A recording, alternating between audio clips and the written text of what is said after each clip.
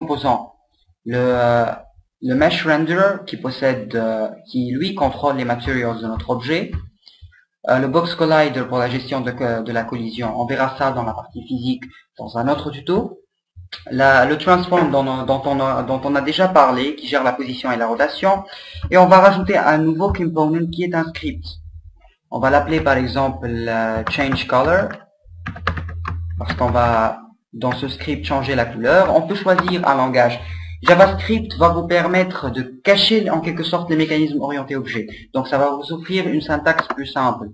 C#, c'est un peu plus élaboré. Ça va donc vous permettre de faire des choses un peu plus complexes, mais la différence est vraiment faible. En revanche, il est plus rapide dans sa compilation.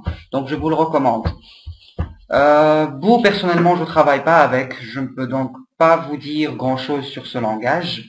Mais pour ceux qui apprécient ce langage, sachez que c'est offert, vous pouvez l'utiliser. Donc on va appeler ça comme on a dit, change color, et on va faire C# create and add. On va ouvrir notre fichier C#. Ici vous pouvez voir un aperçu de ce qui a été généré. Dans MonoDevelop. MonoDevelop, c'est un environnement de développement livré avec Unity qui va vous permettre de gérer la partie programmation de votre projet. Si vous pouvez voir votre solution, si vous avez plusieurs classes, etc., ouvrez ça, Assets. Ici, on peut voir qu'on a simplement une seule classe qui est ChangeColor, qu'on vient de créer tout de suite. Donc, là, on voit que ce qui a été généré, ce sont deux méthodes, Start et Update. Start, c'est une méthode qui est appelée une seule fois lors du lancement du script pour la première fois. En l'occurrence, dans notre cas, lors du lancement de la scène. Il sera appelé suite à l'appel à une autre méthode qui est awake. On verra aussi dans un autre tuto tout et plus précisément comment se passe le cycle de vie des objets dans le cœur de Unity. On va pas travailler avec cette méthode parce qu'elle sert à rien dans notre cas, elle sert pour des initialisations en réalité. On va travailler avec Update qui est appelé à chaque frame. Frame au sens jeu vidéo, par exemple, vous avez 50 frames par seconde, 50 FPS sur votre PC, alors évidemment ça dépend du hardware. 50 FPS générés dans votre PC, alors vous aurez 50 appels de update par seconde, etc. Donc là, ce qu'on va faire, on va commencer par récupérer la saisie de l'utilisateur grâce à la classe input. On va essayer, attendez, on va faire un if plutôt, input.getKeyDown. GetKeyDown, ça va nous permettre de récupérer l'appui sur une touche du clavier. Ici, on va choisir par exemple keycode.r. On va récupérer l'appui sur le bouton R. Si l'utilisateur vient d'appuyer sur le bouton R, on va effectuer un traitement. En l'occurrence, notre traitement, ça va être là de changer la couleur de notre objet. Donc, render.material.color reçoit color.red. On va par exemple changer la couleur en rouge. Render est une référence vers le component qu'on vient de voir ici. Attendez, cube. On a ici Mesh Renderer, qui lui qui lui gère notre material. Vous pouvez le voir ici, Mesh Renderer, c'est lui qui gère les materials ici.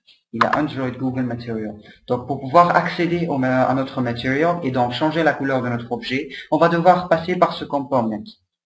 Donc là, on fait render.material. Une fois on a accédé au material, on accède à la couleur et on peut changer cette couleur vers le rouge. On peut tester ça tout de suite si vous voulez. On lance le jeu avec Play et on appuie sur R. On voit que la couleur devient rouge. Sachez qu'il est possible aussi de créer et de rajouter des scripts à nos objets d'une autre façon. Vous pouvez tout simplement créer directement vos scripts ici. Là, vous avez Create. Vous pouvez choisir C# script ou script ou JavaScript. Une fois que vous avez créé le script, appelez-le ce que vous voulez. Et vous pouvez ensuite le changer et coder dans MonoDevelop. Là, on a déjà préparé un script qu'on a appelé Fade Out. Ici, vous pouvez voir un aperçu du code. On va dans un instant décortiquer ce script et voir ce qu'il fait. Sachez aussi que vous pouvez appliquer plusieurs scripts à un même objet. Par exemple, là, je vais appliquer Fade Out en même temps que l'ancien script qui est Change Color. Là, on peut les voir tous les deux. Vous pouvez aussi désactiver ou activer un script en décochant cette case-là. Par exemple, là, on va laisser seulement Fade Out qui fonctionne. Change Color ne va plus fonctionner, parce qu'il a été décoché. Sachez que l'objectif de ce script de fade out, c'est comme on va le voir dans cette démo, il va pouvoir affecter deux couleurs à notre objet. Lorsqu'on appuie sur R, il change la couleur vers le rouge. Lorsqu'on appuie sur W, il change la couleur vers le blanc. Et lorsqu'on appuie sur supprimer, il va lancer un effet de fading dont la vitesse est contrôlée par ce paramètre, fading speed. Et à la fin du fading, que vous voyez là, l'objet va carrément disparaître de la scène. Donc essayez de voir comment tout ceci est fait en décortiquant ce script. Voyons voir ce qu'il fait. Donc, sachez que ce script, vous pouvez aussi le trouver sur le groupe de l'atelier gaming de l'INSAT Android Club. Là, on peut voir le code du script, ignorer les commentaires. Ici, on voit la propriété qu'on a vue ici qui peut être paramétrée. Fading speed, qui est à 0,3 pour le moment. Elle est ici exposée en étant une propriété publique. C'est pour ça qu'elle peut être vue. C'est un paramètre public qui peut être modifié de l'extérieur du script. Les plus habitués d'entre vous, ceux qui sont habitués d'entre vous à la programmation orientée objet devraient reconnaître facilement cette syntaxe public, private, etc. Là, on a un booléen private, start fading, qui est donc invisible à l'extérieur de notre classe. Il n'est pas vu à l'extérieur, on ne peut pas le voir même ici. Il va être utilisé uniquement à l'intérieur de ce code, et non pas à l'extérieur. Ici, notre méthode update, comme d'habitude, qui va gérer le traitement à chaque frame. Ce qu'on va faire dans l'update, c'est on va vérifier, pour commencer, on va vérifier si l'utilisateur a appuyé sur le bouton supprimer, on va lancer le traitement du fading. Le traitement de fading va être lancé en mettant à true le booléen qui est ici, start fading. Alors, si start fading il est à true, si le traitement de fading a été lancé, ce qu'on va faire, c'est on récupère la couleur actuelle de notre objet. De cette couleur, on va accéder à l'alpha component dont je vous ai parlé tout à l'heure. Vous pouvez la voir d'ailleurs ici, dans le cube, dans le material plutôt. On a ici l'alpha component qui contrôle la transparence.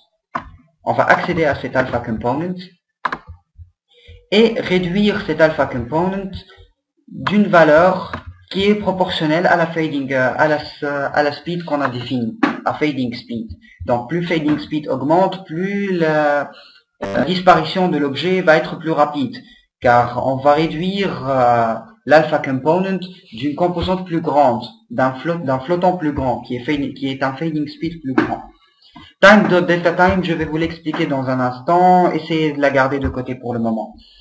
Donc, ensuite, une fois on a modifié l'alpha component, on affecte la nouvelle couleur à notre objet, et si cette couleur est carrément transparente, la composante alpha est égale ou inférieure à 0, on va carrément détruire l'objet. Destroy game object. Game object, c'est une référence vers l'objet auquel est rattaché ce script.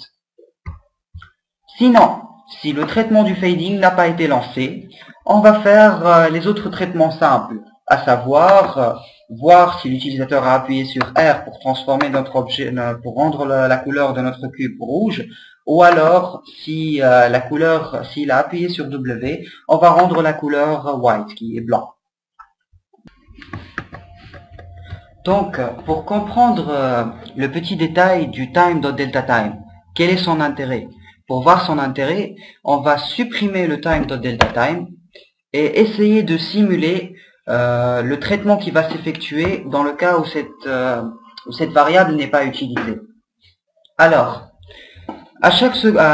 on va donc considérer deux machines, une machine M1 et une machine M2.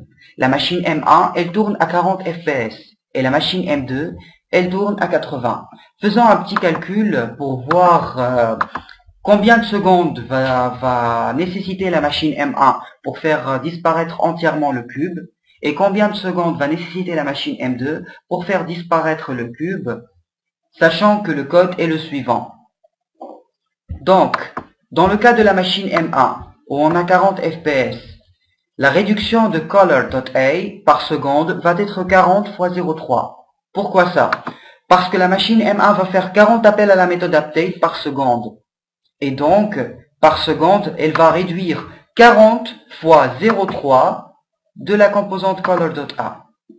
On peut voir ça directement. Si chaque appel à la méthode update réduit l'alpha component de 0,3, alors vu qu'on a 40 appels par seconde, on va le réduire par seconde de 40 fois 0,3, qui est 12. Donc la disparition va être en 255 sur 12 égale 21,25 secondes. Ceci est dû au fait que le maximum d'opacité est de 255. Le maximum pour la composante alpha est 255.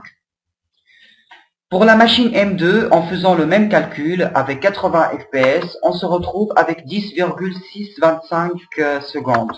Est-ce que vous pensez que c'est logique d'avoir deux machines différentes et on cherche à avoir un traitement uniforme dans les deux machines alors que dans une, l'objet disparaît avant l'autre? Ça n'a pas de sens. On cherche à avoir un comportement uniforme quel que soit le hardware de notre machine. Donc, pour pallier à cette différence d'FPS, on va essayer de l'équilibrer. Plus l'FPS augmente, plus on va essayer de diminuer cette valeur-là, le fading speed, la valeur qu'on va enlever au color.l. Plus en même temps l'FPS diminue, plus je vais essayer d'augmenter cette valeur pour qu'au bout d'un certain temps, on ait le même montant dans la composante alpha. Pour faire ça, je vais rajouter le time.deltaTime. En fait, time.deltaTime, elle contient le temps qui s'est écoulé entre deux appels à la méthode update. Et donc, plus les appels sont récurrents et successifs d'une manière très rapide, plus cette valeur va diminuer. Donc, dans le cas d'un FPS très élevé, on aura une valeur très faible dans time.deltaTime. Et dans le cas d'un FPS très bas, on aura une valeur très grande de time.deltaTime. Et c'est exactement le résultat qu'on cherche à accomplir. On veut augmenter la valeur à diminuer dans le cas d'un FPS faible et la diminuer dans le cas d'un FPS grand. Ainsi donc, la valeur qu'on réduit par seconde à la composante alpha et le FPS seront tous les deux inversement proportionnels l'un par rapport à l'autre. Pour un FPS grand, la réduction devient plus minime. Pour un FPS bas, la réduction par seconde devient plus grande. Gardez en tête que cette petite astuce du time.deltaTime peut être employée dans n'importe quel cas où vous voulez avoir un traitement indépendant du FPS, un calcul indépendant du FPS, et non pas seulement dans notre cas-là où on veut réduire la composante alpha d'une couleur. Vous pouvez l'utiliser dans plein d'autres cas et c'est une astuce que vous allez utiliser très fréquemment.